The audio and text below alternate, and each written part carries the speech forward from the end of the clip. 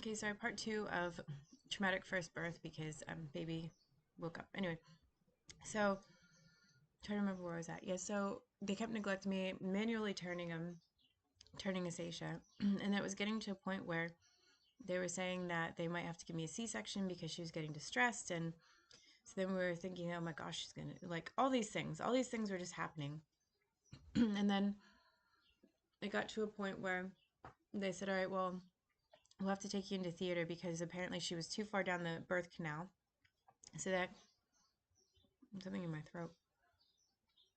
I'm eating salad. Anyway, so she was too far down the birth canal that they couldn't just try to cut her out. So they had to pull her out with forceps. So they ended up asking me if I minded that there was a student doctor, and I said it doesn't matter. So they gave me a spinal block, which meant like I obviously wasn't going to be able to hold her when she was born, and so I couldn't feel anything.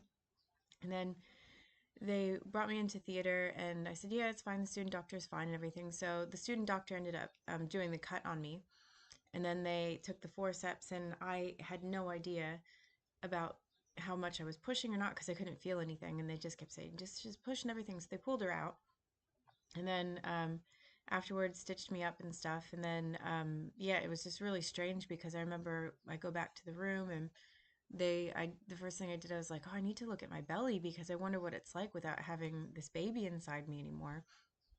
And it was just obviously a river of jelly because it was just surreal to me that I had this thing growing inside me, and then she's just not there, and all this trauma that came with it. And I guess maybe I kind of assumed that that's what birth was meant to be like because I know I've heard and seen these perfect births and all that other stuff, and um